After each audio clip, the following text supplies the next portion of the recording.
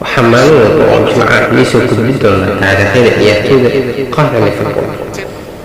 maanta waxaan ka bilaabi doonaa da-da kooxda saldhigay kulamada saaxiibka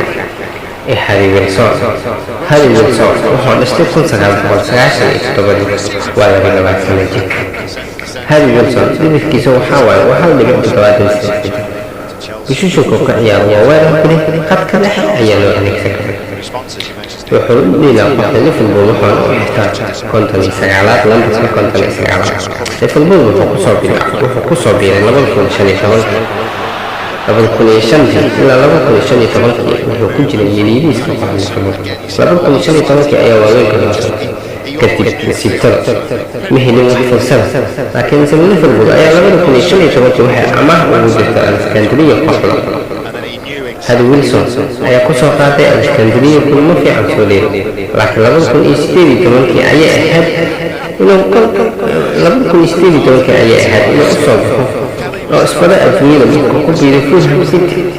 kooxda la yiraahdo oo loo ku aaday 2018 13 kulan ayuu leeyahay wuxuu u dhaliyay 7 gool.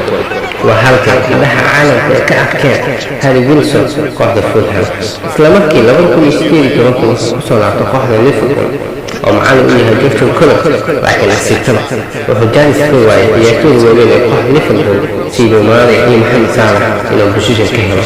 laakiin aan Jurgen Klopp ayaa ciyaaraanka ku yiri sanadkan waxaa amaah ku aadaa kooxda Country oo macallin ahaa ciyaaraanka kale kooxda Chelsea ee Frank Lampard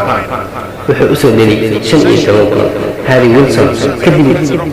goolkii quruxda badnaa uu ka dhaliyay Manchester United ayaa ahayd inuu soo wado oo yahay ciyaaryahan mucjisa oo isbedel doona kooxaha Premier League laakiin Jurgen Klopp ayaa u ahay Harry Wilson oo kulamada saaxiibtinimo ku soo daray kun yiri sanadkan waxaa heli doontaa 5 ciyaartoy oo u balan qaaday inay fursad sii doono ayuu ku mid yahay Harry Wilson. Harry Wilson halkiisa haddaan u laacay 2003 Harry Wilson wuxuu ku biiray yeerka xilka qaranka Manchester United 3 kulan ayuu u saxday 3 kulan ayuu u dhaliyay waa ciyaaryahan taariikhi ah ku leh xulalka xilkiisa Harry Wilson 2003 ayuu ahaa xilku weyn ee Wales loogu